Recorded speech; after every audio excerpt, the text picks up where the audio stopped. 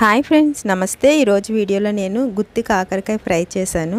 ఇది చిన్నపిల్లలు కూడా తినగలిగేటట్టు కింద ఇందులో అస్సలు చేదు లేకుండా ఎలా చేసుకోవాలో నేను ఈ వీడియోలో చూపించాను ఫ్రెండ్స్. ఒక్క కాకరకాయ వేసుకుంటే అన్నం అంతా మంచిగా కలిసిపోతుంది, అంత టేస్టీగా ఉంటుంది.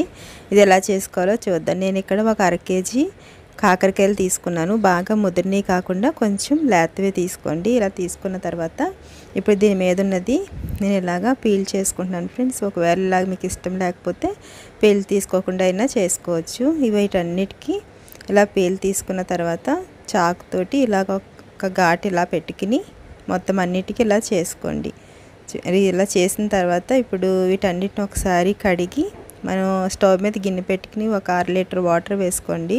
1 స్పూను సాల్ట్, అలాగే 1/2 టీ స్పూన్ పసుపు వేసుకుని ఇలాగా కొంచెం చింతపండును కూడా వేసుకోండి. ఇప్పుడు వీటన్నిటిని దీంట్లో వేసుకుని 5 నుంచి 7 నిమిషాల వరకు ఇలాగా వీటిని ఉడికించుకోవాలి. అవి ఉడికేలోపు మసాలా ఫ్రై చేసుకుందాం.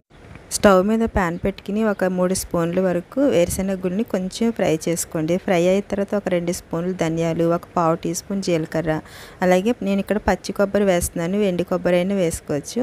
అలాగే క్వాంటిటీని బట్టి మీరు యాడ్ చేసుకోండి ఫ్రెండ్స్. అలాగే కరివేపాకు ఒక 2 స్పూన్లు, నువ్వులు ఒక 5 ఎండుమిర్చి వేసుకున్నాను. వేసుకుని వీటన్నిటిని ఇలా ఫ్రై చేసుకోవాలి. అలాగే నేను ఒక వెల్లుల్లిపాయ మొత్తం వేసుకున్నాను ఫ్రెండ్స్. పొట్టు తీయకుండానే వేసాను. ఇది చల్లారుతుంది పక్కన పెట్టుకున్న తర్వాత ఇప్పుడు ఇందులో వాటర్లో వేసినవి మంచిగా ఉడికిపోయినాయి. వీటిని ఇలాగా ఒక గిన్నెలో వేసుకోండి. ఇవి చల్లారేటప్పటికి మనము ఇలాగ మసాలాని మిక్సీ పట్టుకుందాం. వీటన్నిటిని ఇలా మిక్సీ జార్లో వేసుకుని మెత్తగా ఇలాగ ఇందులో కొంచెం 1 స్పూన్ కారం వేసుకుని, ఒక 1/2 టీ స్పూన్ పసుపు, అలాగే 1 స్పూన్ వరకు సాల్ట్ వేసుకోండి. వేసుకుని దీన్ని అంతటిని ఇలాగ మిక్సీ పట్టుకోండి. చూడండి, ఇలా మిక్సీ పట్టిన తర్వాత దీన్ని ఇలాగ ఒక ప్లేట్లో తీసుకుని పక్కన పెట్టుకోండి. ఇప్పుడు ఈ కాకరకాయలో ఉన్న సీడ్స్ ఉంటాయి కదా, ఇవి చాలా ఈజీగా వచ్చేస్తాయి ఫ్రెండ్స్.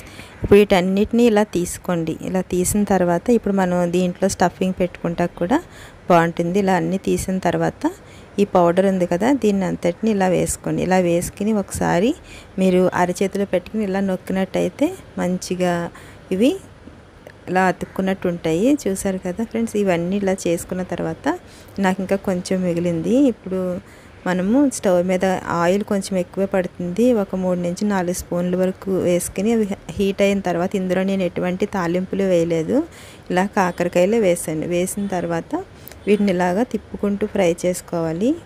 ఇలాగ మూత పెట్టుకుని కొంచెం సేపు పెట్టుకున్నట్టయితే మంచిగా ఈ మసాలాలన్నీ చక్కగా కాకరకాయకి పడతాయి. మధ్య మధ్యలో ఇలా కలుపుకుంటూ ఉండండి.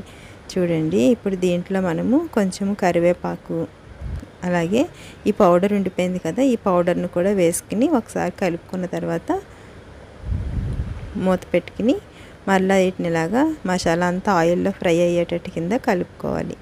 చూడండి, చాలా తొందరగా అయిపోతుంది.